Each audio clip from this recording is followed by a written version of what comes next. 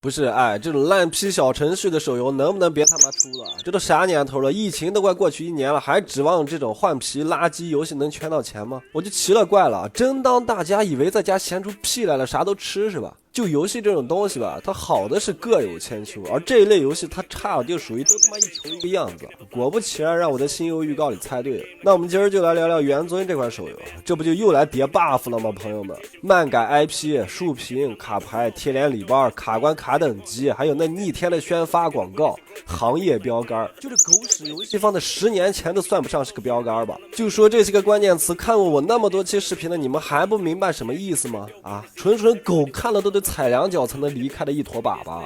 就拿最经典的500抽放在开头来鞭打一下吧。你游戏做的烂，纯套模板的工业流水线垃圾就算了，这种傻逼虚假宣传就能别往上套了吗？啊，你抄作业的时候是不是还他妈要把名字都抄上？你他妈是孤儿没名没姓是吗？啥都得照着抄，真的。但凡这种垃圾换皮游戏有一个说话算数的，宣传说送多少抽，上线就给这么多抽，我都能给你个好评。最起码我抽卡抽爽了，对吧？那我都爽了，我还能骂你吗？结果这勾巴游戏也是一样的死出，推主线一个大章节给10抽，一共他妈逼到推50张才能拿到这500抽。我真的建议把这种文字刻你那个墓碑上，来朋友给你悼念的时候，你也来告诉大家，来先开棺材板送你500张刮刮乐，先开就给10张，绝地1尺再给10张，以此类推到500张。你看给你悼念的朋友会不会把你那骨头架子给你一拳捣碎了？再加上经典的滚服，早上10点开服，我10点定闹钟起床，打开游戏已经40多个区了。下午在写这篇稿子的时候是3点多，我又看了一眼87个区。你他妈倍增函数啊，开这么快，并且前面区还都显示红色爆满。我就这么说吧，你这除了前面3个区啊，后面区哪个人是满的，我真的倒立洗头行不行？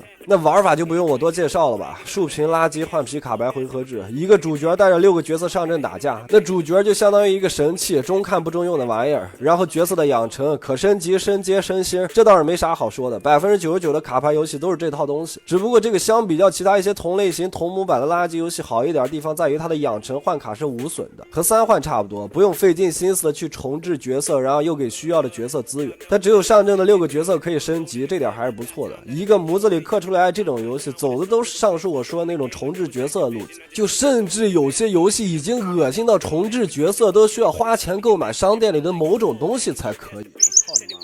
接着游戏的氪金部分，就是最常见也是我经常提起就一脸厌恶的贴脸现实礼包了。这逼游戏也有，只不过比上一次我骂那个女性向手游好一点。反正我玩期间就谈过2次外加1个首充，但不代表我这就是认可它啊，只是没有对比就没有伤害，只能说这游戏贴脸礼包比我想象中的少了那么一丢丢，也就仅限那么一丢丢。以及商城里打开琳琅满目的各种礼包，懒得一一介绍了，反正肯定不会少。福利也是个抠门货，前面500抽那就纯扯淡的乐子忽略不计了，邮箱里甚至连一次完整的10连抽都没送，就送了7抽还是8抽来着忘了。这种游戏你抽出来 SSR 都没啥卵用，升星才有用的情况下，肯定得靠抽卡提升战斗力啊。那你送的少我还玩个锤子呀，不就想着让玩家充钱吗？非常典型的数值卡宽的垃圾换皮卡牌游戏的代表，没啥可玩的。最后我也懒得总结了，撤了。我是新游喷喷，下一个垃圾游戏里再见吧。